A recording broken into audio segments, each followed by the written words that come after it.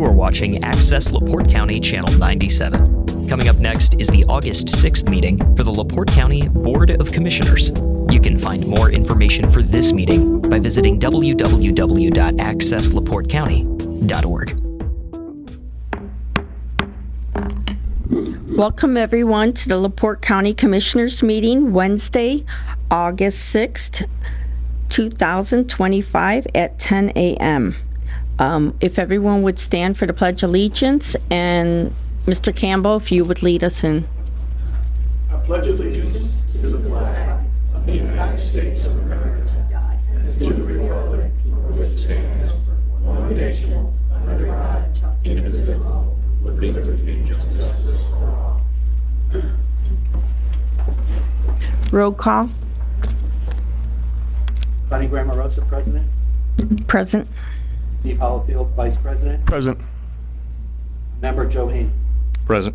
You have a quorum. Everybody's present. Consider agenda.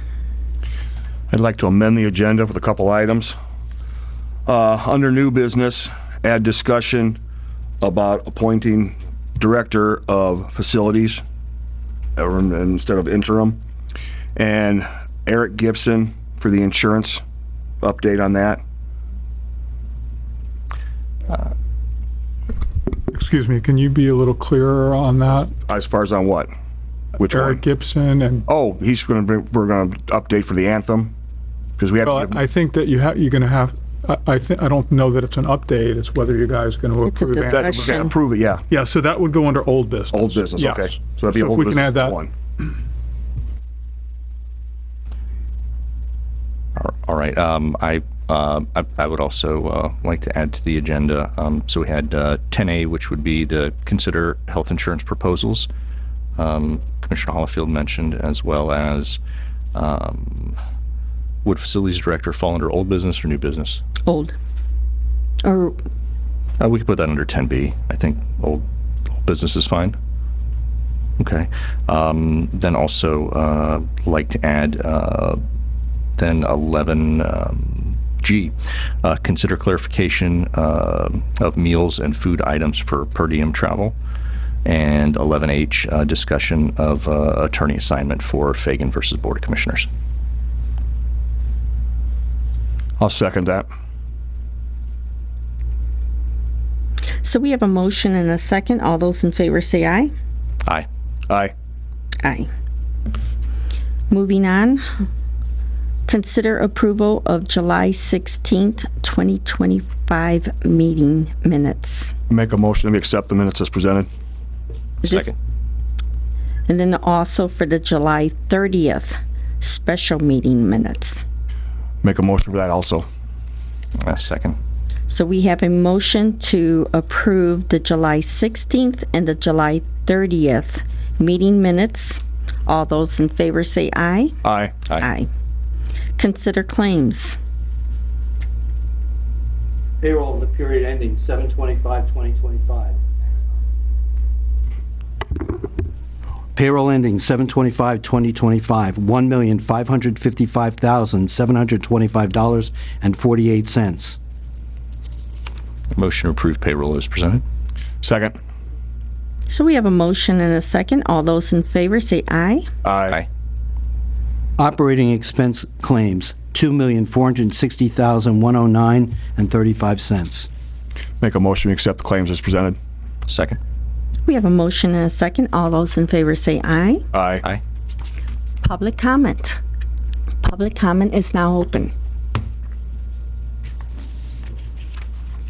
Anyone from the audience, you can, Is it regarding what you just talked about or anything? anything you'd like. Morning, Commissioners. Good morning. Name's Ken Layton, 1498 West 500 South LaPorte. I'm here in reference to 11C on your new business agenda. That's a consideration of the property from the feds and from the state. I really don't know what the request from the federal government in the state of Indiana for this additional land is for, but what my belief is it might have something to do with the proposed data center that is forecasted for southern LaPorte County. I'm not here representing any of my neighbors, although I think I could stand shoulder to shoulder with them.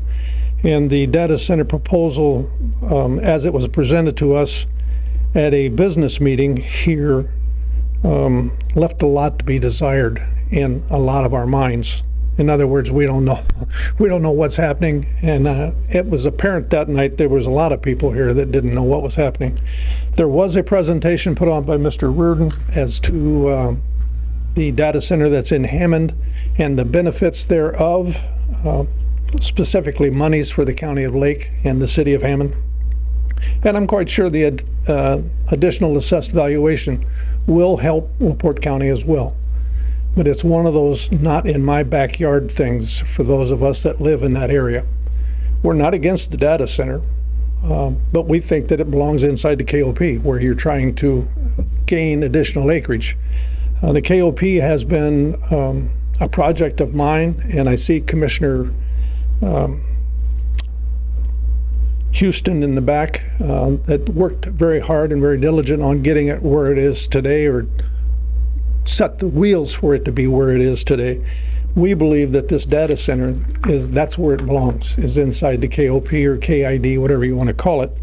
Everything is in place. They have water, they have sewer, they have power, and it's my understanding that they're putting in NIPSCO is putting in a new power source out there that would handle what I believe a data center would call for. If it was in fact approved for our neighborhood, if the change in the way that it is formed now, instead of agriculture, and changed it over to industrial or whatever it needs to be changed to, we believe that it will be a detriment to those of us that live in the area and to our property values, and quite frankly, from all the horror stories that we hear about what's going on in St. Joe County about the lack of water and losing of wells, it would almost cause us to have to move. And folks, I've been in that same place for 60 years. I'm approaching rapidly going to God, and I don't want to have to move from where I live currently. I thank you for your attention and listening to me, or I'll answer any question that you might have. Thank you. Thank you. Thank you.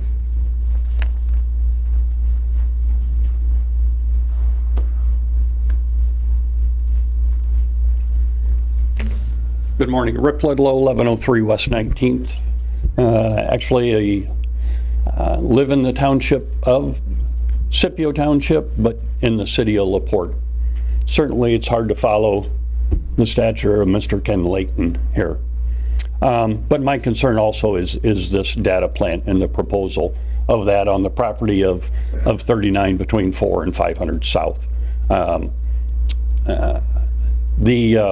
The property in question very much is, I got friends around that neighborhood, let alone family members in that neighborhood. I see very often the progress of this data plant in St. Joe County. I drive that direction probably half a dozen times a week, and how it is just changing that property forever.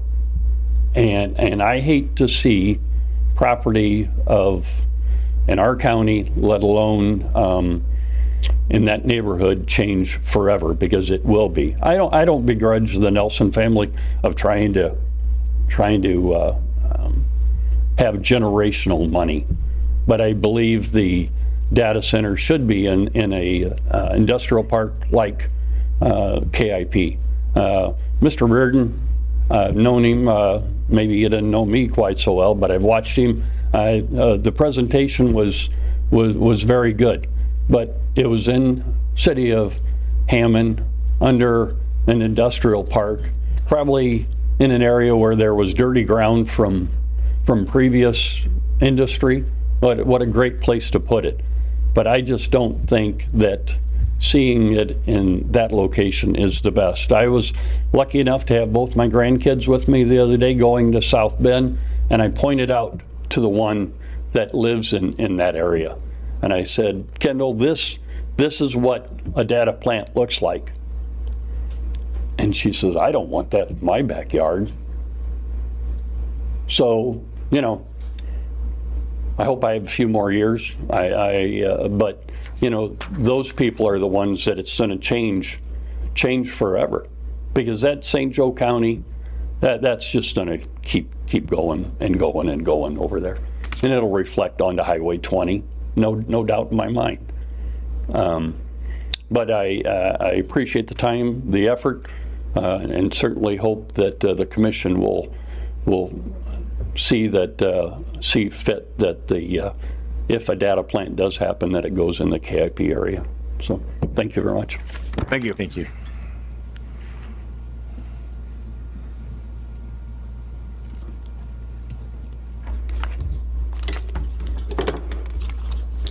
My name is Becky Gaff, and I live at 5755 East, 400 North. I have a handout. It looks much worse Thank you. than it is. It's mostly pictures. Thank you. And I do have comments to take you through it because it's going to be a blur, I feel like. So I want to say that I've lived at my address for 37 years. And during that time, my husband and I have been avid walkers and runners. And over the last 30, we've also been avid bicyclists. Well, I have been, since at least 2012, my records go back there, writing to the Board of Commissioners a late fall, early spring report on the condition of the roads in my area for bicycling. Some of those actions have been taken. I know that funds are tight. But so today I just want to talk about most recently what has happened in our area. And the first pages 2 through 8 here, mostly pictures, as I said, pretty much takes me on just a 4-mile walk that I made the other day taking pictures. And, but if you look on page 10 real quickly, that's a map, and you'll see a little X there on 400 North. That's my house. And you'll see that the next road to the east is not dark green. That's because it escapes chipping and sealing. It escaped chipping and sealing because it was pretty new. Can you use the microphone? Sorry. Yes.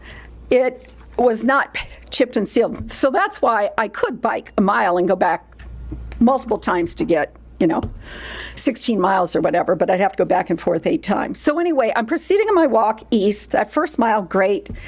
I get to 700 typically, and I might continue straight, and that's been chipped and sealed. More likely for the 4-mile block I'm talking about, I go south there. That's been chipped and sealed. And on page 2, that's just a half-mile stretch of 700 east, between 350 North and 300 North. The bottom picture, though, shows a transition area between what has not been done and what was done a few years ago, which takes it from 300 to 200, perfectly well paved. It's great, but to get there is impossible. Then you turn the road, and that's 300 North, and that was paved a number of years ago, but it was in good condition. However, on the end toward 700, in other words, on the east end, there are trees, and I think due to the lots of trees, it's a woods, and I think due to the ice and the water, that's just disintegrated. In many places, there's no pavement whatsoever, and you can see in the other 2 pictures what the pavement looks like that remains. Then I get to, this is absolutely the worst, and the picture doesn't convey it. When I reach 600 east to turn south to go back to my house, north to go back to my house, pardon me, that intersection, like I said, pictures cannot convey it. It is impossible. It's, I don't know how many feet long it is. My husband, do you have an idea? How many feet? I don't know. 25, 50, those numbers, I just don't know, but it's terrible. And so that is one reason I never just get out on 600 and go south, because that area is very dangerous. You have to weave all over the place. And 600, as if you live anywhere near the area, is extremely busy. Okay, then I turn the corner. I'm proceeding back to my house on 600. This is just the first block. Page 5 has some pictures of what it looks like between 350 North and 300 North. And then the next block is as you approach my road. In other words, you're approaching 400 North there. So that's bad as well. And then I did go out of my way. This is not my 4-mile walk. I cheated a little bit. I picked out some areas that are just exceptionally bad. And one area I cannot bike in anymore because I can't get there because I was shut off. But the page 7 shows 350 East. It's by the Ekovich Farm, if that means anything to you. It goes to 150. It's just a half-mile stretch that was not paved a few years ago, 2 or 3 years ago, when the remaining mile to State Road 2. And that was a happy moment, but then I really would like to have been able to also go the other way, again on 150 North. I thank you for 150 North. It's great. It is by far the best stretch we have to bike in. But anyway, you can see how impossible 350 East is on that half mile that was not paved. Then this I can get to if, as I did last night, I bicycled to I took my bike and my car to Socktown Church of Christ, and I biked there. And this is one of the roads I go to. It's just a half-mile stretch. It's 975 between Division Road and 50 North, and that end is just. One end mostly is just horrendous. It's all cracked and there are holes, but that end is bad. Okay, so let me just catch up with my notes to make sure I've said what I want to say. Okay, well, last September, our section of the road was chipped, as was everything you see in that map on page 10 that has the green lines, the heavy green lines, the double line I'll speak of in a second. So that's just the area I bike close to my home. There are other areas too. I can't get to those areas largely anymore because I'm kind of marooned at my house unless I go north on 600 for a while. Okay, so the double lines there reflect what happened this week. The last Thursday, I think, chipping and sealing of the other end of my road, 500 East, all the way to 300 North. The page, going back one page to page 9, I asked the question, what does chip and seal accomplish? My road, as I said, was chipped and sealed, and others of these were too, except for 500 East, last September. Before Christmas, this is what our road looked like. These pictures were just taken in July, but our road looks like that. It doesn't last. It makes things worse for various reasons. I have to mention that once we were chipped and sealed, the dust from spring through fall is horrendous when cars go down there. And also, every time the snow plows go, you get all kinds of gravel and stones in your yard. And we have a wide frontage, and that's a lot of work to try to remove, when the snow plows go, the stones and so forth. Okay, so page 11 is what was done last Thursday, and that's 500 East. And the first picture shows the last half mile of it, which ends at 300 North. That road was okay. It should not have been chipped and sealed. I couldn't believe it when I saw it. Anyway, so on my walk, I took pictures, and I make note in my notes here that the stones are large on the edges, and there's a lot of scattered rock in the middle that's also bigger. And that, I walked 2 miles, so I walked the 1 mile, walked the 1 mile back. 3 times my toe caught on rocks. Now, occasionally my toe catches when I'm walking, but not 3 times, not daily by any stretch, but 3 times in just this half mile, in this 1 mile stretch. There was a homeowner outside. He lived very near 300 North, and I said, "Did you think your road needed this?" And he said, "No, it didn't need it." Okay, then all of this, I guess I would say, just keep making my annual pleas and try to live with it, haul my bike elsewhere to bicycle, or go north, which I don't like to repeat every time the same route. Furthermore, if the wind is strong out of the north, fine, I'll go that way first, but if it's strong out of the south, then I got to come back into it. So I don't want to do that every day. I would love to get back to the biking that I was doing, and it's just been impossible. As I said, all of that is bad for a bicyclist, and a lot of it's bad for motorists. Those are terrible roads. But it's all the more chagrining when you go out and you see the new roads that have been done, not in our area, but north of 2 and north of 20. On page 12, we have, we didn't know it was all the way to the state line, or I would have clocked it on our odometer, but I'd say it was 6 or 7 miles, fairly new this year, last year, from State Road 2 to the Michigan state line. On page 13, this was just done, and that's what I can get on biking if I go north. 600 north from 20 to 1,000 is new. Some of it, a little bit was done last year. Most of it is brand new. And then as I was driving around yesterday, looking for new spots and bad spots and so on, this was something that was clearly just done. It's not been painted. It's 800 north for 1.5 miles. It's north of Hudson Lake. And then as we were going by, we had a hint of where some of this construction was going on or new roads was going on. But as we would go by side roads, I would just say, can you stop, to my husband so I can take pictures? Those side roads we were going by looked so much better than what we have in our area. And that's what I'm showing you here. They were pretty recently done.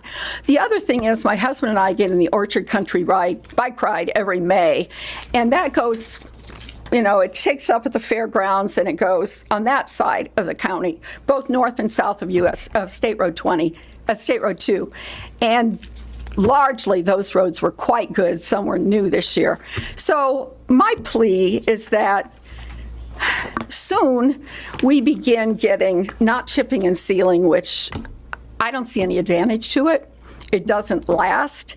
It's bad for dust and for stones, and very soon all the holes, my husband claims even more holes, reappear in a very short amount of time, a month or 2 months or something like that. So that's why I'm here today, to make that plea that some highway funds be directed our way too. Thank you for listening. Thank you. Public comment is still open. Is there anyone else from the public that would like to speak?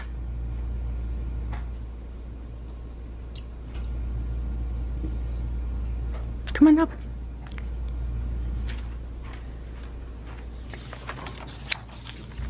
My name is Mary Kay Minnick. I live on 150 West.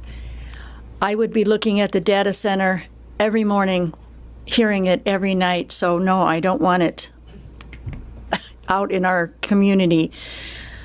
My main concern, I wasn't prepared, but my main concern today is that I would like more transparency of what's going on. When I believe it was March, I wasn't prepared for this, but I believe it was March when I saw dozens, I would say at least a dozen surveyors, people taking pictures of our property, running in and out in yards. I happened to be home that day, so I asked one of the men what they were doing. They told me they didn't know that they were just hired to do this. They didn't know anything behind it. However, my nephew, who lives around the corner on 400, the man told him he better start making calls because this was something big coming in. My other concern is that these surveyors were not just on 150 or 400 or 500. They went way past. I know it was past Long Lane. So, you know, I don't know who the company is. I don't know what they were doing, but I would like to know more. And we have so little information for something that is going to disrupt all our lives. So, I just want some transparency. We're living in this nightmare of having this thing looming over us when there's so many negatives that you read about New Carlisle, on 20, in Crown Point, in Valparaiso. So I'm even wondering why we need so many data centers, but mainly that it should be in a Browns place, just like the one in Crown Point. That wasn't in a neighborhood. That said there was a park. My goodness, it was like enough for a park bench and a waste paper basket. It was in a Brown space. It's all I'm asking here is transparency and put it in the proper place, not in somebody's backyard. Thank you. Thank you. Is there anyone else from public comment?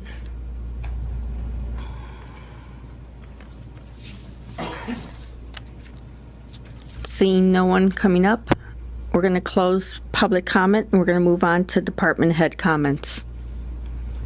Madam President, before we get it, while folks are still here in the audience, in regard to data centers, I've fielded a number of calls. Obviously, many of you know I live out in Scipio Township, not too far from where this is, where there was that surveyor activity. Unfortunately, as of right now, I don't really have any information to relay other than that there has been no permits or applications or anything filed with Plan Commission or BZA that I'm aware of. My personal position right now on the data centers is that they can be done right if they're placed in the right location and there's proper restrictions on them. There's massive concerns from amount of water usage. For example, I would never be in favor of a data center that didn't use the fully closed loop system, as opposed to taking hundreds of thousands, if not a million gallons of water a day out of the ground.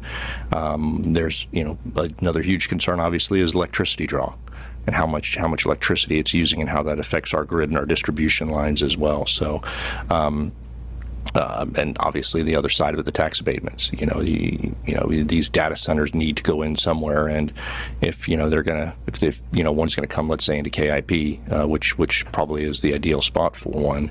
I don't want to see a bunch of tax abatements given out. These companies need data centers, and they need us more than we need them.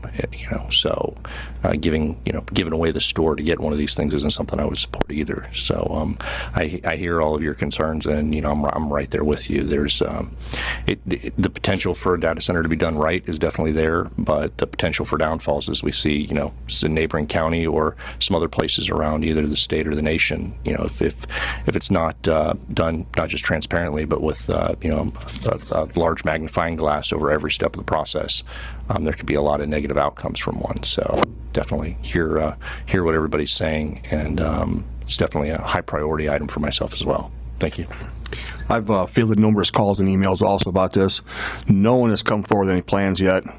They're doing due diligence if they decide to, but they'll go through the Plan Committee and the BZA, and there will be many, many public hearings about this before it even goes. So there will be transparency, and people will be informed if anything proceeds further. But I agree with Mr. Haney.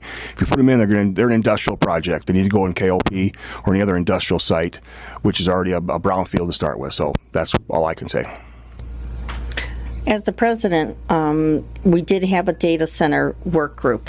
We were able to form one. We focused on 4 major issues. First one was the location. Second one was water, the usage of electricity, and no tax incentives. I will tell you, like I said at the meeting on July 23rd to current, we have no one who has came forward with any plans to BZA or to the Plan Commission. The commissioners have not been notified. I have not signed an NDA. I don't believe either of my fellow commissioners have either. We have no intentions of doing or having any meetings, so as soon as we get the information, we'll be passing the information on to you. Some of the calls that I did take, there was some questions as to if media was notified. I'm going to take this opportunity at this point, and if any of you would like to come up here and see this email, the email was sent on Monday, July 14th at 12:39 p.m. It did go to WCOE, Herald Argus Dispatch, WIMS Radio, Keel Media, which is one of our councilmen, Justin Keel's paper, and WEFM. So, we put this out on the 14th. The meeting was on the 23rd. So we did give amped notification so that we could get out and let all the residents know about it. I agree with the 4 locations, and I know that there was a question as to why we have 11C on the agenda. I'm going to be clear about that. That is, we had one of our senators come in to talk to us, to ask us what our wish list was. All 3 commissioners were present because it was an informational meeting. And we had asked, how do we go about connecting Hub Road to 6? Instead of going out towards, shooting out of Hub Road, how can we get a road to go down straight through 6? And this would alleviate a lot of the traffic if we could get some acreage in that area so that we could get a road through. It had nothing to do with a data center. So I want to make sure that we get that information out there. As you have questions out in the public, please call any one of us. We'll be glad to try to, if we don't have the information, we're going to try to get the information for you. And as far as the Nelson Farm, we can't control what a person does on their private land. And so as soon as something transpired, whether it's on that property or another piece of property, and they come to us with some zoning questions, or they ask to be put on the BZA or the Plan Commission, we'll be notified. I mean, and we can get that information out. There'll be plenty, like Mr. Hollifield said, there'll be plenty of opportunities to have public meetings before that. Each one of those entities would make sure that they get that notification out. They'll be mailed if you're in the area. So if you please watch out for the mail, make sure that you're doing your due diligence to get that information. If you get something, please, refer it back to us so that we can try to help out as well. So with that, any other department heads?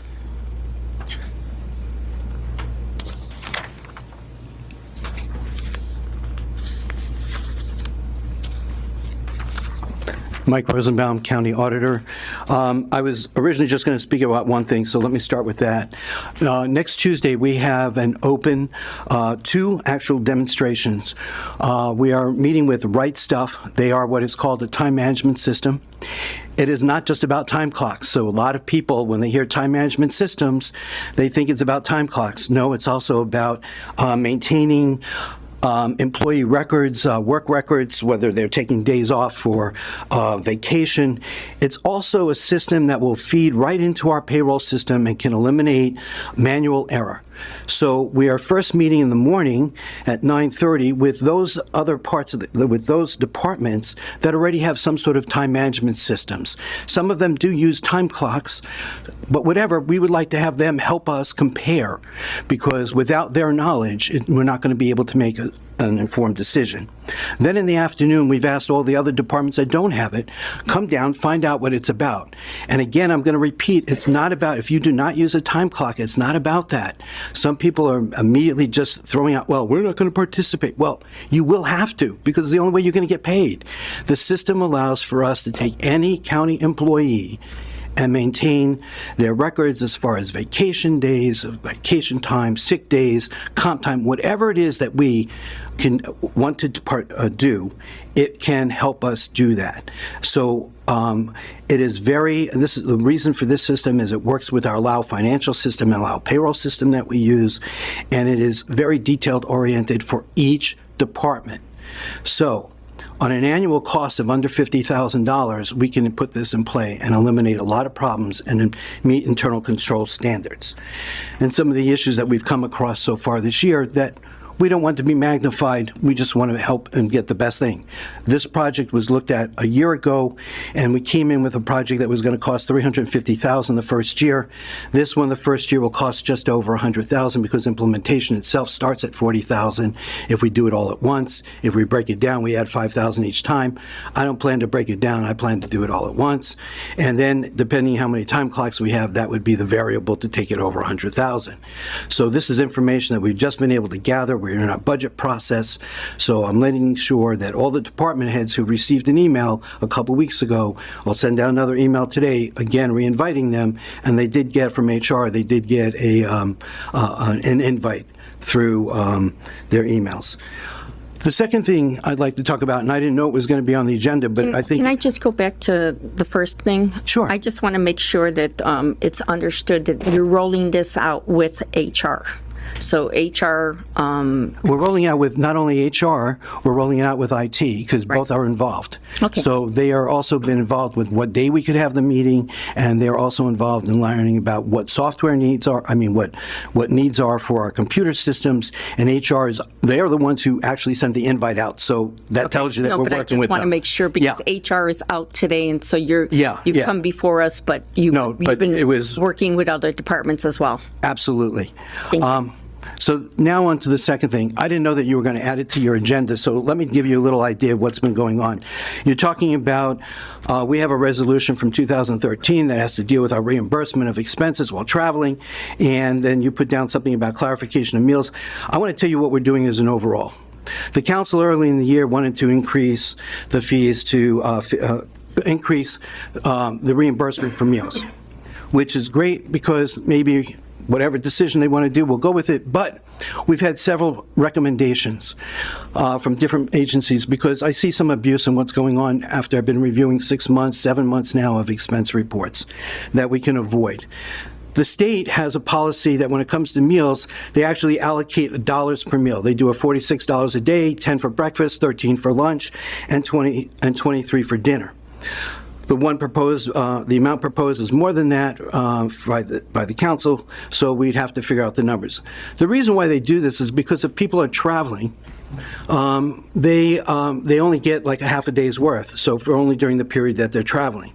The way our policy currently reads is that people get the amount for the entire day, so before they even get there, we have people that'll go out for a steak dinner on the taxpayers with the $35 split tip money, which is just over $40. The next day, when they go to a conference, their breakfast and lunch is paid for, and what do they do again? And I got proof of this. They go out for another steak dinner on the taxpayers. So I'm going to suggest that we break it down. I'm also after coming to the auditors conference, I started to speak to other county auditors, and I'm trying to gather from them more information from them. What is their policy? Some people do a per diem policy, but there's a problem the way the per diem policy can be laid out. There's this little-known organization, well, very well-known organization called the Internal Revenue Service that says if you're going to give employee benefits, you're going to have to include it in their W-2 and they'll be taxed on it. So people who use county vehicles have some personal usage on there included in their W-2. We don't want this to be an automatic inclusion if we don't do this right and just say, here's a per diem, here's X amount of dollars, and then you have to justify it on your personal return, which they've now taken out of, those who know tax law, they've now taken out the employee business expense deduction, so they end up picking up the income. And so we don't want to do that and just make a blanket statement that way. So we have to be careful on how we do it. So far this year, we've had issues, and I don't want to go into too many details. It starts off with the word meals. So when we're reviewing that in the auditor's office, and it's only been the past couple of months, and maybe 4 people have been affected by this, where they have given invoices for snacks or for energy drinks. I'm not sure. Some people may think that that's a meal, but I don't think that was the intent, and therefore we have been disallowing it. So far, we've disallowed less than $50. So if that's what you're making a big issue today about, let's understand the gravity of what you're looking at, and let's also understand what we're trying to accomplish overall. There are some other things, such as a standard employee expense report, which I failed to find one. We'll implement that before the year is out, in which both the employee and their department head will have to sign to get approval.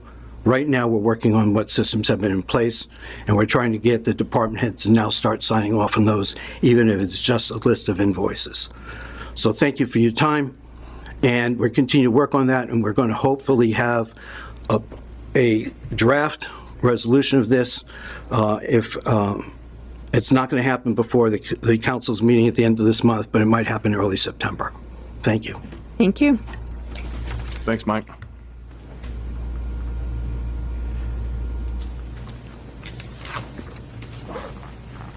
Good morning, Commissioners. Good morning. Morning. Dion Campbell, Director of the Juvenile Services Center.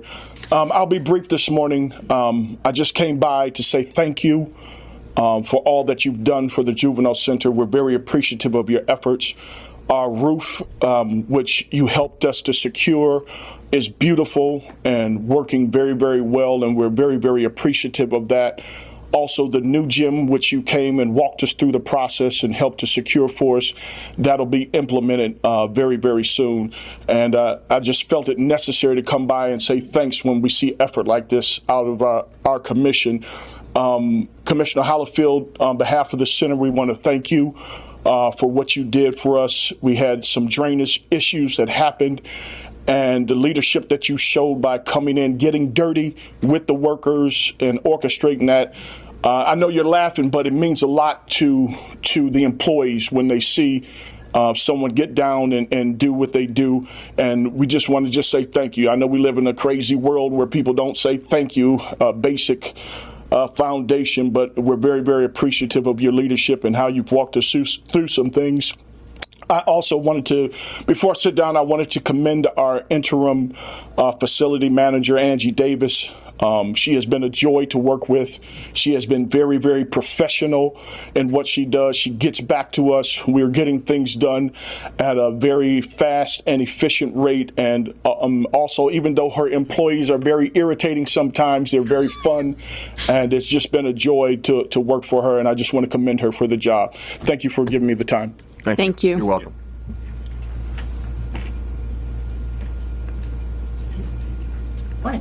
Morning. Morning. Angie Davis, Interim Director of Facilities. Just want to give you an update. JSC generator, I talked to you, Andy, the other day. All the components should be here within the next 10 to 14 days, so we can get started on that finally. The kitchen drain at JSC, we did have a little setback yesterday. They called where they wanted to connect the drain and they couldn't, so they had to reroute it. It's going to be a little bit more work. They should be finished by the end of the week, and then my guys will go in and wrap up with some tile either over the weekend or beginning of next week, get that done. And then the museum elevator, I spoke with them yesterday, and they are approximately halfway through their project. And that's all I have. Thank you. Thank you. Any other department heads? Seeing none, we're going to close department heads. Move on to request. Consider road closure for Hannah Fest, August 9th, 2023. Or 2025, excuse me. This is a request we have every year, and I'd go ahead and make a motion to approve their request. Second. So we have a motion and a second. All those in favor say aye. Aye. Aye. Consider permission to approach the council for additional appropriations, EMS. Eric Fenstermaker. Good morning. I sent you all an email kind of outlining what we needed. This is hopefully to close out the rest of the year so I don't have to bother you or them again. Right now we're averaging about $20,000 a pay period in overtime. We're short 3 paramedics, have 2 on FMLA and 1 out on workman's comp, along with our everyday call-offs. So we're seeking $150,000 in additional overtime that will hopefully get us through the rest of the year.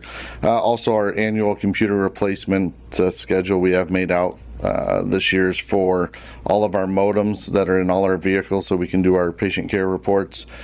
They were first purchased in 2018, so they're 7 years old and are not functioning appropriately anymore, along with 5 tablets that need replaced.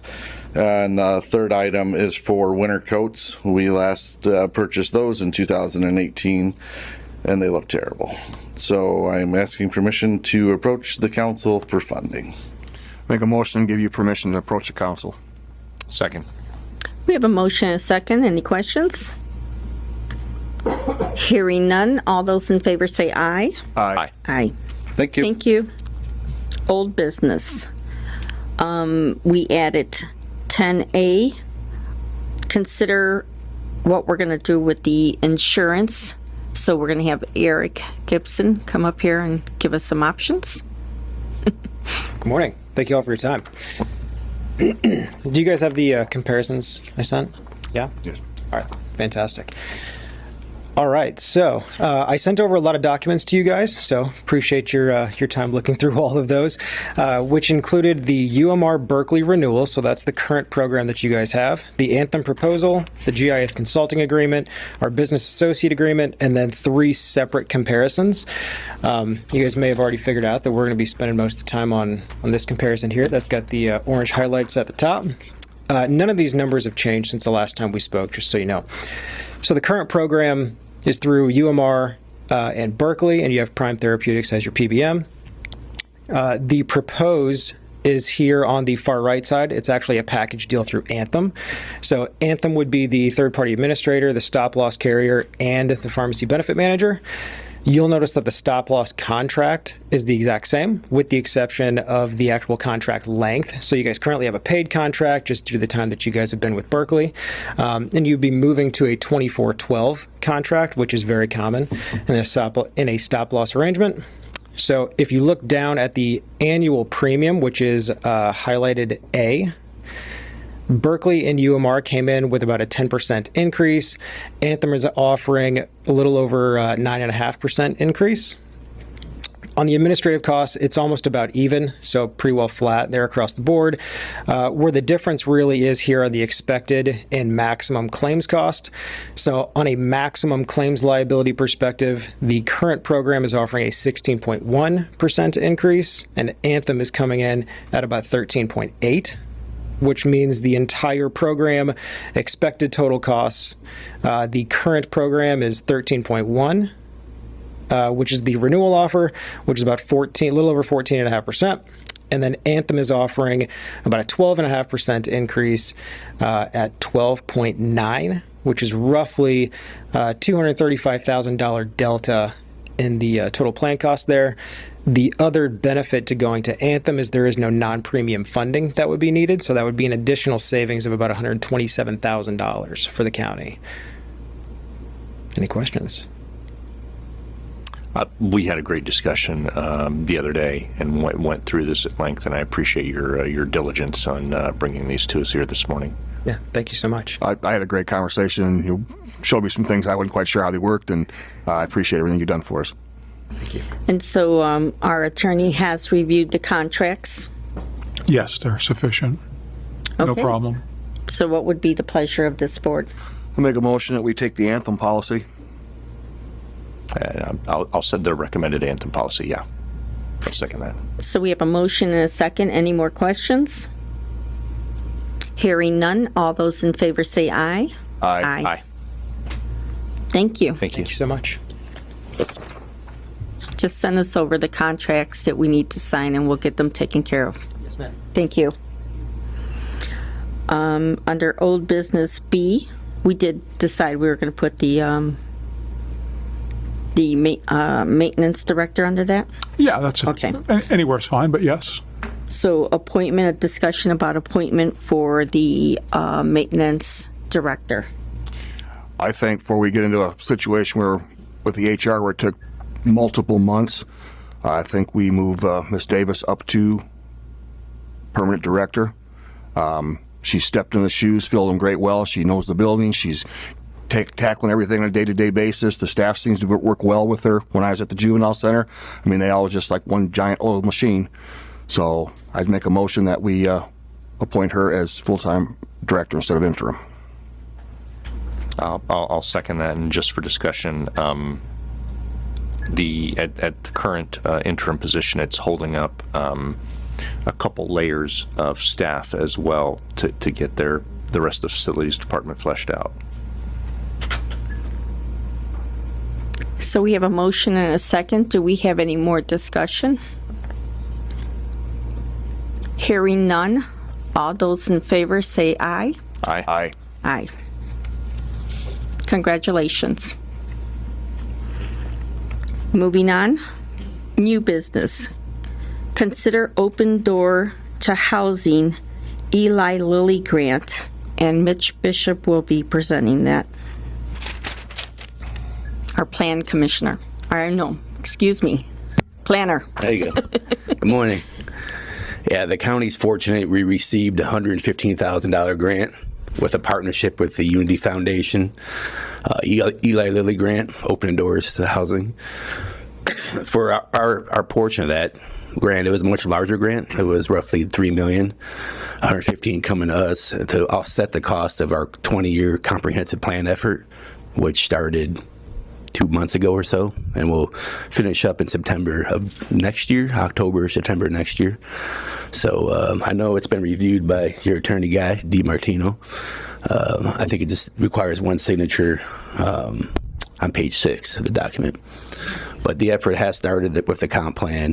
There is a steering committee that's been formed. We'll have a stakeholder group and focus groups, and there will be plenty of public meetings throughout the county. I think it's in the scope.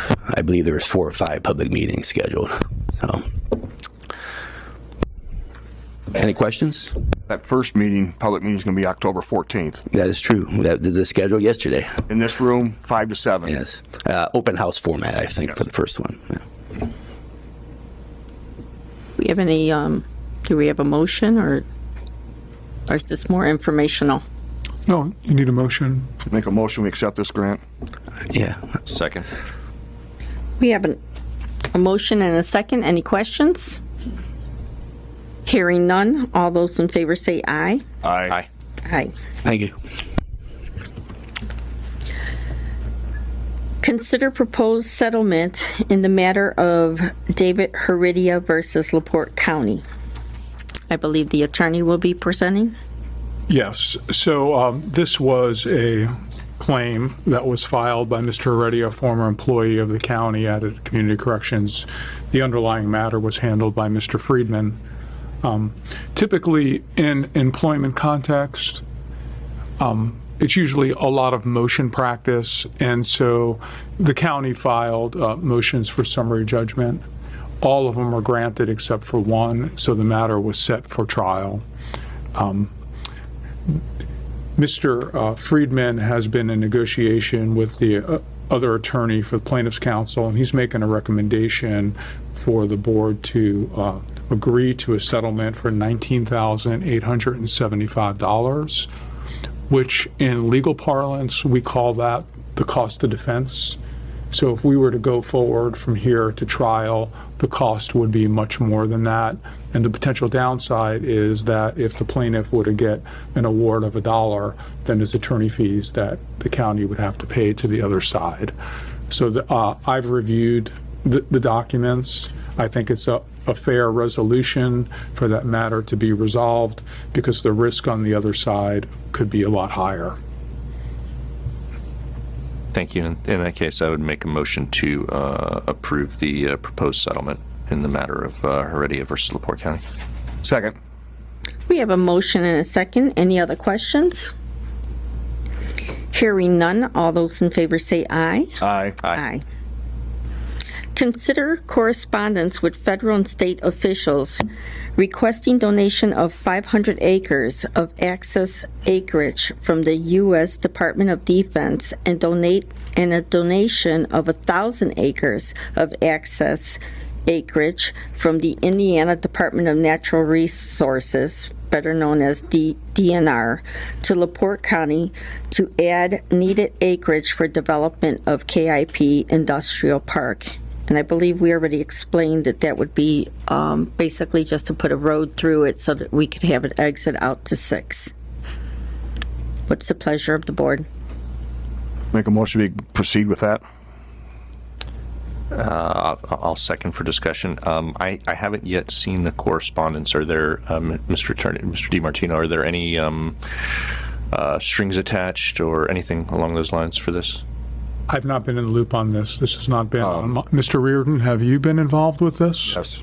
I mean, it's just in the startup stages right now. We spoke with Ms. Johnson from Senator Young's office. I don't think it's come to my desk yet. Okay. Thank you, Commissioners. As Commissioner Grameros pointed out, there's been initial contact about the ability to garner more property at Kingsbury Industrial Park and then to provide a secondary access. Commissioner Grammarosa sits on the Redevelopment Commission, is also aware of trying to expand the boundaries to include this access and some additional property. The Economic Development team, some months back, started reviewing property and brought this to the attention of Commissioner Grammarosa and said, and the Redevelopment Commission said, you know, there's some property out there that's not doing a whole lot, and it's owned by the federal government, and did some research and compiled the assessed values of the property as well as the key numbers in a map and presented that to Senator Young's office, Senator Banks, Representative Mervan, and Representative Yakum's office. So what we thought would be important is to formalize this request to get some steam behind it. There's another parcel that was referenced that is currently DNR owned, but it is not part of the reserve. So for anybody who's listening, it's not part of the reserve area. That's the natural area. This is property that is currently farmed, scrub farmed, hunted on, and it's previously disturbed. So a request will be made to the DNR to see if we can get that piece conveyed. Why do that? It's creating the opportunity for more industrial property. You heard some residents today have concerns about locating non-farming activity in farming areas. We'll just leave it at that. That wouldn't be the first time this happened in this county, and probably not the last, but this is an opportunity to get more, and the commissioners thought it was a good idea to pursue this in a formal fashion. Excellent. Mr. DiMartino, you're obviously the commission attorney. You're still the RDC attorney as well, correct? I am. Okay. I would make a motion to modify my second to include, since you're both the commission attorney and RDC attorney, I think it would be crucial to have you involved in this process to, make sure that both the commission and RDC are represented properly. So I would make a motion to amend my motion to the second from Mr. Hollifield to have you move forward with this to work with the DNR and our elected officials, as well as the Department of Defense, to try and acquire these properties for us. I'll second that amendment. So we have a motion and a second. All those in favor say aye. Aye. Aye.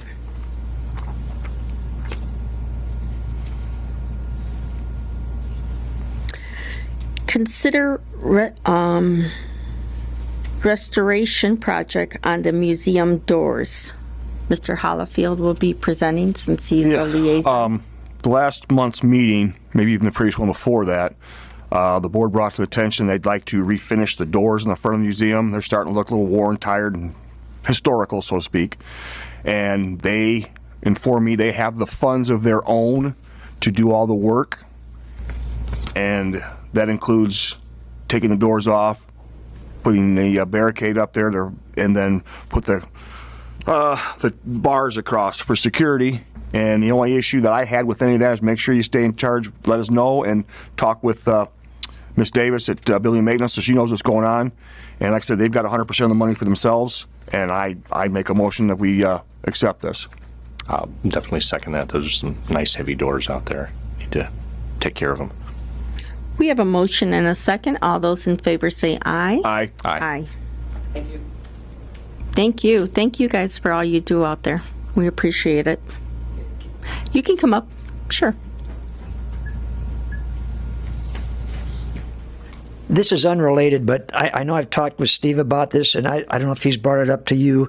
Go ahead. We'd like to consider a county employee appreciation day where all the employees could come in with their families for free. I was working there a couple months ago. You delivered some mulch, and the gentleman said, "What's the cost to get in?" He had never been in there before. And I said, "That's a crime, And as much grief as county employees and government employees are taking, I thought it'd be a nice gesture. Do you have a designated date? We talked about maybe having something before school starts, so it'd be maybe a week from Saturday, something like that. Or it could be any time, but we'd surely like to do that for you. So can we have a motion to I'll make a to- motion that we accept your offer to let the county employees come through for one day for free so they can see what we got there. I'll second that motion, absolutely. That's a fantastic idea. So we have a motion and a second. I'd just like to add one thing. If you would let our assistant, Diane Gonzalez, know so that she can send out a massive email to all Right. our employees. Right. Do you have a preference anytime? Or? Well, I mean, if you had a set date, we would go ahead and announce it at the next meeting. If you have a date, go ahead. I'm sorry. No, so I would, are you saying just the employees or the Their employees and family. their family? Employees and family. Family, okay. And it'd be a Saturday. Family day for our Great, employees. thanks. So if you do it before the next meeting, we can make the announcement here at the meeting. If not, then just notify Diane this way that she can get that date out to all the employees. Okay, it'd probably be a week from Saturday. That's Okay. probably right around school time and kids are still around, so. Okay. Okay, thank you very much. Thank you. So we have a motion and a second. All those in favor say aye. Aye. Aye. Consider transfer of county-owned property in KIP to RDC. Matt, I know you already spoke about it, but if you just want to recap. Thank you, Commissioner. There is a parcel that, well before you, any of you three were on this body, was it was up on tax sale for a lot of years, and it just got absorbed into the system. And it's one parcel. It's 14.46 acres. The common address is Third Line Road in Kingsbury Industrial Park. Key number is 451504-400-014.000-066. There's 4 buildings on this. They total 63,418 square feet. We've done a phase 1 on this property. The idea is to, through the redevelopment commission, divest of the property, meaning we'll have to put together a proposal and offer the property. That will also require a minimum of 2 appraisals be done on that. As most things, or almost everything with redevelopment commission, we'll work with Commission Attorney Guy DiMartino, make sure we cross the T's and dot the I's. The idea is to put that on the market. We've had some interest by more than one person, and the idea is to get this back on the tax roll. So that's the idea. The one other option out there is that's We where need a motion before we can okay. discuss. Make a motion to accept that. I'll second for discussion. There's also out there is one of our 911 towers, and recently there's been a little problem with getting access to it. And one owner that showed an interest in that, he's willing to give us access, make it very easily accessible so they can do the maintenance on that tower. So, I mean, that's, and they're willing to do something without us having to clean the property up. So my concern is our 911 tower that's out there. We have had some discussions with the current access that's going on out there. I'd want to make sure before moving forward with this, we had a solid plan in place to make sure we can ensure access to that tower. That's a crucial tower that covers the southern portion of our county. Yes, Mr. DiMartino. We're not going to be able to do anything until we get 2 appraisals. Yes, and then yeah. But yes, that will definitely be whoever is going to make a bid on that. Correct. That'll be part of the package. Correct. So as part of the disposition proposal, it'll say perpetual access to the county 911 location shall be located here, and we show it on a map, and part of them procuring, or if they do it or don't, this is no guarantee that anybody will buy it, but it'll show it. Hey, you have to do these things and to be in compliance with the bid. Good. I love you using the word perpetual because one of the ideas that was floated was access for I think the next 5 years or whatever it is. And it's like the tower's going to be there a lot longer than 5 years. So I'm glad you're on top of that. Thank you. And really, this is the right place for it to be in the RDC. When we look at KIP, we're looking at development there. It's important that we, not the commissioners own the property, but the RDC and the people with the knowledge and the ability to make sure that we're using these properties appropriately, and that's right in the RDC. Matt, can you come up for 1 sec? So we just need to do this by resolution? The conveyance of the property? We need to, We just give the RDC the authority, right? I believe you could quit claim deed it to the RDC, and then Okay, and that's what I was getting at. would then proceed with the at the last meeting, the RDC authorized to appraisal subject to the conveyance of the property by the commissioner. So once that happens, then So if somebody can get me the legals, that'd be great. yes, sir. So all we're going to do is transfer. Okay. We'll get the deed prepared. So you need a motion for transfer then? Yeah, just give an Make approval. a motion to transfer the property to the RDC. Second. We have a motion and a second. Any more discussion? Hearing none, all those in favor say aye. Aye. Aye. Consider Ambin Marsh Technologies Strategy Plan. Hi, Darlene Hale, LaPorte County IT. This is a professional service agreement not to exceed $16,000 that is going to be funded with council approval based on your approval here. It's funded out of the reassessment fund, and it's so they can go out and talk to all the departments, see what percentage of the departments are going to use GIS in general, so that we can pull from other departments to gather funds to help pay for the upgrades and that office in general, and try to get our GIS data back up to date and moving forward. I have sent the agreement to the attorney.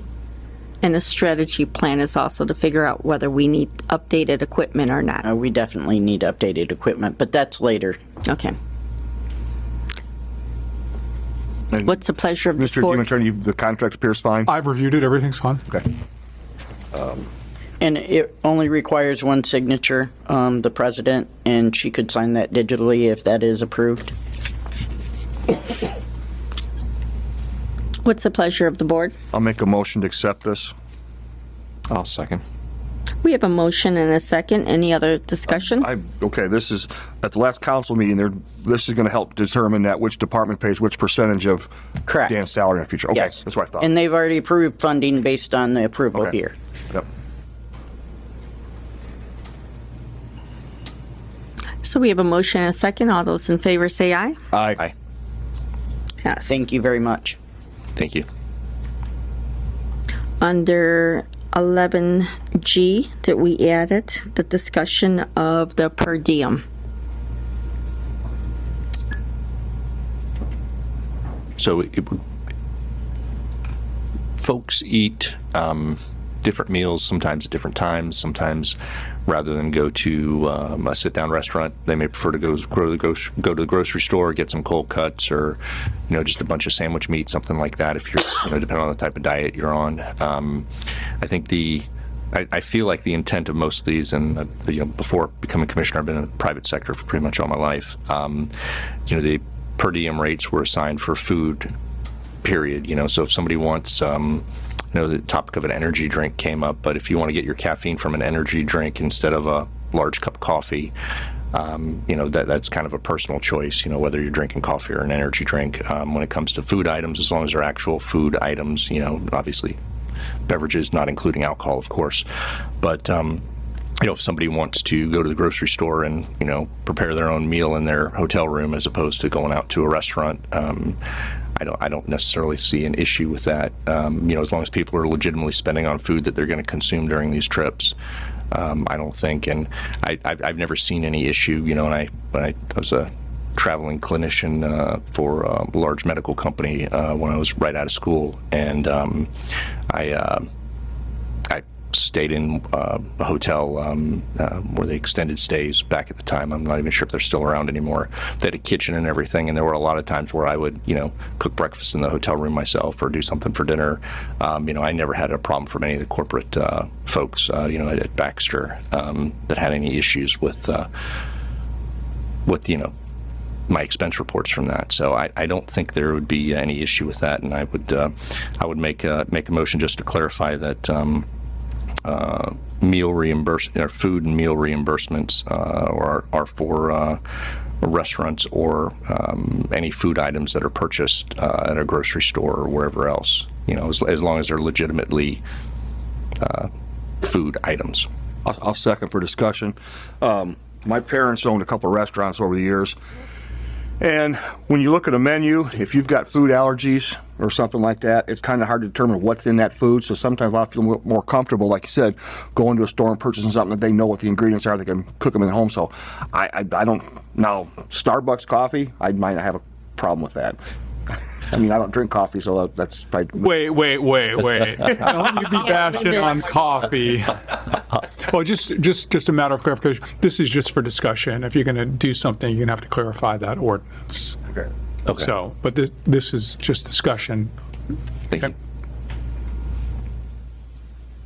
I also think that we need to have a sit down with the council and go over the entire per diems, travel request, reimbursement, everything else, because they kind of dropped us out of the loop last time when they passed their resolution.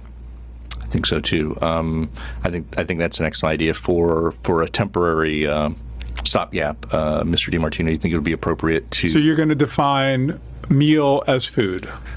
Yes. And that's what you're saying. Clarify, yeah. You're just saying that. And I also like the idea of dividing it up, breakfast, lunch, and dinner, so it's just not one lump sum. Right. That'll be something you'll handle in the next ordinance. Yeah. And that's going to have to be a joint ordinance, right, Michael? Correct. Yeah. So you have to get together with your brethren over there at the council.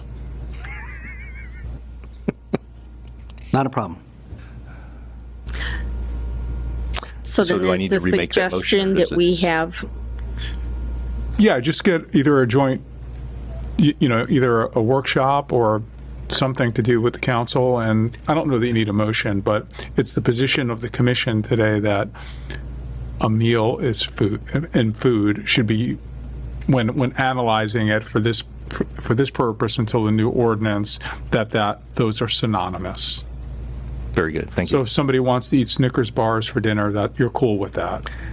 I wouldn't recommend it, but if you're hangry and if they're hangry, okay, got to make do. Got it. Okay, just so we're clear. Thank you.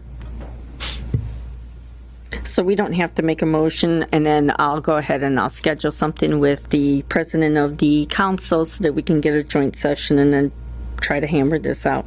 But as it stands right now, does the commission have the right to say that meals are all food products without the consent of the council? Well, so what you've said is from the commission's position that meal is synonymous with food. Okay. You're giving your opinion, you're giving your analysis of the definition. Okay, sounds real good. All right.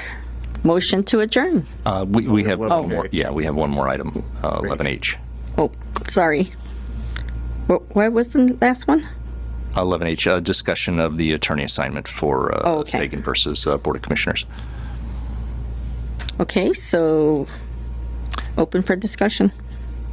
So yesterday there was a hearing in this matter, and Attorney Friedman was there, and he didn't seem to have as solid of a grasp on the matter that was at hand. I know our county attorney, Mr. DiMartino, has dealt with this issue, I think pretty much from the beginning, for the most part, and he's got a solid handle on it. He's been through all the discussions that the board's had, as well as intervening with counsel. Can I just interrupt you 1 second? Sure. When it's a litigation like this and it's been appointed, is this something that we can have a discussion here in a public meeting about? Well, I don't know, you're not discussing the terms of the litigation. I mean, I think you can discuss those issues, but you can't, ask me any questions, because that's attorney-client privilege. Correct. Yeah. So just things that are in the public scope that that is out there publicly, not things from our executive session, things like that, but just what's out in the public sphere. So my concern after attending the hearing yesterday is that the change of attorneys has put the county in a negative position for a couple of reasons. One, I just don't think Mr. Friedman has a solid enough grasp of what's going on to jump in midstream, and the other one, there was some contention with yesterday with Judge Clymer during the case in which Judge Clymer admonished Attorney Friedman for some of the comments he made. Again, And well, that's a. is that already out in the public? It was a live streamed court event, so it's a matter of public record, and I don't think it's appropriate for an attorney to be representing the Board of Commissioners and insulting our county attorney. And getting again, I admonished. think that I watched the same feed, and that was not the feel. The judge did not agree with what the other attorney had said. So again, I think we're getting into some. So I agree that now we're getting far afield. So just to give you my position, you see, Mr. Fagan is there. I deal with Mr. Fagan on a routine basis regarding other issues. And it's sort of difficult if he's represented by counsel, and it's a little bit uncomfortable because I have to deal with him with other things. That's part of the reason why the matter was referred to Mr. Friedman. But it's your pleasure what you want to do. Like, for instance, if you saw me talking to Mr. Fagan outside before he came in the meeting, it wasn't about that. It was about a whole bunch of other stuff that's going on with the county. So in my shoes, it's a little bit difficult because, people could think that I'm talking to him when he's represented by counsel regarding other issues. So that's would be my only consternation. Sure. And I don't know if this can be discussed, but I remember when this happened. It was January 23, I believe. How was the process? How the attorney changed from you to Friedman, or is that not discussssible? Well, that's attorney-client. Okay. That's attorney-client privilege. He just stated that it puts him in an awkward position. I know the legal terms. I just asked a question. But I do think if the board did direct you, let's say, for example, just hypothetically speaking, if the board directed you to resume your representation of the county in that, I think I have faith that you could have that delineation there, and it would be wouldn't be that large of a consternation. I work for the pleasure of the board. Sure. Pleasure of the majority of the board. Yeah. But I would like to see. Well, I guess we'll handle this in two motions. One motion I would like to. Well, we don't have to have a motion if you're okay with it, but I would like to see a executive session scheduled, maybe perhaps 5 or 5:15 before the next commission meeting. For litigation discussion, just so that we can make sure Commissioner Hollifield is fully up to speed on what's going on, because I don't think we've actually had an executive session relating to this particular piece of litigation here this year, and I think it's important for Commissioner Hollifield to get a full understanding. So I don't know if I need to make a motion with that, or if you would just like to schedule it, Madam President. So again, we're going to start dictating to our current attorney who he assigns cases to. So No. I didn't make a motion about that. I think what's pending right now is just that Mr. Haney's asking if you would have an executive session regarding this matter, so it doesn't have to be discussed out in the public. I don't have a problem with that. Okay. Yeah. So we'll go ahead and we'll schedule one. Okay. And at the exec session, obviously, you want me present. Yes. And Mr. Friedman present. Yes, and actually, I think that rather than getting a second attorney up to speed on this, it would be my position. I would like to make a motion to direct you to resume representing the county in the matter of. Well, there were two. Fagan versus Board of Commissioners. The initial thing had to do with. Right. The initial. Well, she said she was going to schedule a meeting, so that covers that. You're good with that. Make a motion on that. Yeah, I'm fine with that. Okay, so we're going to have an executive session. We'll schedule it beforehand, and we will have both attorneys there. Okay. And then I do have the motion to direct Attorney DiMartino to resume his representation of the county in Fagan versus Board of Commissioners. Again, I don't think we should be wasting taxpayer money to bring another attorney up to speed on this. So again, he did an excellent job previously. I'll second that for discussion. I would like to go through the exec session and get brought up to speed on some things. I mean, that may or may not be an issue we need to discuss, but I would like to be brought up to speed on this during the exec session about some of the things that are going on. Does that make sense, Mr. DiMartino? It's your guys' will. I mean, yeah, that does not make it doesn't. That sounds reasonable. Okay, I've got some questions for both attorneys I'd like to talk about in the exec session. So. Okay, but that's not. He wants you to redirect. He wants you to. Right now you have a motion and you have a second for discussion. Right? And what is the motion? The motion is for to have me resume the litigation. Mr. Hollyfield said that he would second it for discussion. So the discussion has been had, right? So that's what you have. So what we're voting on I know what we're voting on. Okay. But just for the public to know, what we're voting on right now, the motion is to remove Shaw Freeman and to replace him with Guy DiMartino. Correct? That's the current motion made by Mr. Haney. Okay. All those in favor say aye. Aye. Aye. Nay. So do we still have to have the executive session to get brought up because now we've fired Shaw Freeman from there? You're going to reassume it, correct? Well, I think it's appropriate to bring Mr. Hollifield, or Commissioner Hollifield, I'm sorry, to bring Commissioner Hollifield up to speed on this, because he hasn't sat through one yet, and I think it's only fair that he have the full and I would like understanding of what's going to on. have Mr. Freeman there to ask some questions about the timeline of things. And that's appropriate too, if that's what the pleasure of y'all. But you've taken him off the case now. That he can come to this meeting and speak, correct? Okay. Yes. Yes. I've got questions for him. So what so I don't believe there's anything pending in the case until September. Correct. September and 12th. This meeting will be done way before that. Mm-hmm. Okay. So there may be time after the exec session to go back the way it was. Right. So for my recommendation would be that there's no pleading that's filed with the court until after the exec session, even though if something comes up, I will let Mr. Amen know to contact me. Does that work for y'all? Yes. Because we do have a judge that we have to deal with. So yeah. Does that work? Yes. Okay. Thank you. Motion to adjourn? Motion to adjourn. Second. All those in favor say aye. Aye. Aye. Thank you.